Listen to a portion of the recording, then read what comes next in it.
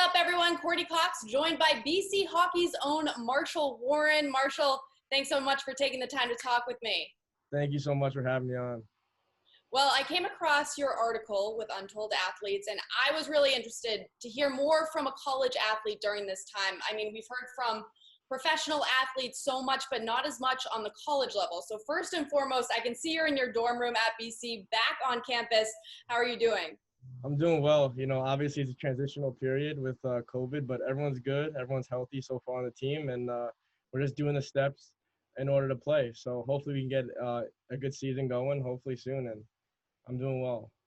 Well, if people at home who are watching this haven't read the article, you talk a lot about being a part of Team USA and being a black hockey player. And at one point, you said you didn't really realize any difference in that until you played overseas. So speaking from experience, how do you think those experiences have, I don't know if you can say changed your outlook on the game, but affected you on and off the ice? Yeah, so ever since I was little, like I said, I was probably the only black player on my team. But then as I got older, when I started playing for USA, then I realized like it meant something. I had a really good relationship with Coach Robleski, and we had a bunch of talks just about being the only black player, and just about trying to prove myself to everyone around me. But I had a really good support system playing at USA. But I think the first time for me that I really stuck out was when I was in Russia. We were playing at the U18s, and someone called me a bad word, and it really hit me hard. It was the first time I'd really been affected. I sat on the bench and I was like, wow, like that really hurt. But after that, I talked to a few people, and I really wanted to learn about it. So, I mean, I have really good relationships from everything that's happened to me, but I think now I'm starting to understand more what it means to be a black athlete in hockey. Well, I think this really was the shining moment of the article you said, and I have it written right here. Being black in hockey is not a burden. It's one of the greatest motivations and blessings I have. That's a pretty powerful statement for you. How have you been able to use that outlook with your platform at BC?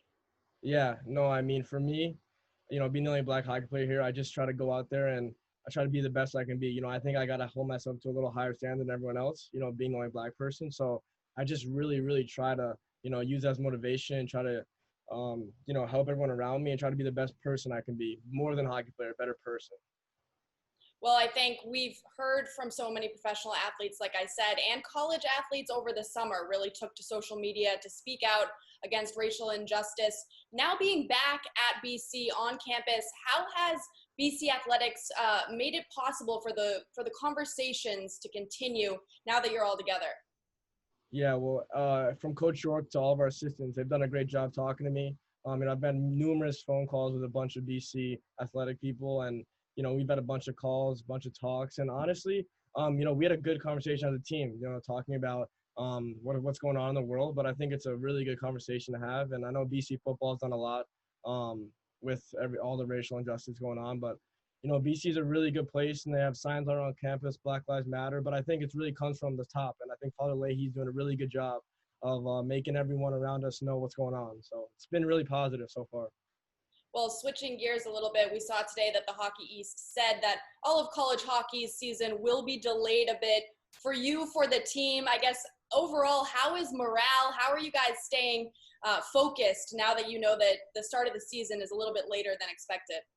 Yeah, going in the season, we knew it was going to be a little weird, but Coach York's keeping us to a high standard. We're practicing day in, day out, working out 6 a.m. Everyone's morale is good. We're just dying to play, itching to play, but everything's really good so far. Practice has been hard, good to compete. Bring the freshmen along. It's been really good. Good team bonding so far. Well, and I want to end on this because this is more of a personal note, something I'm curious about. In the article, you talked about how it all started with figure skating, watching your sister do figure skating, and then you yourself taking part in that.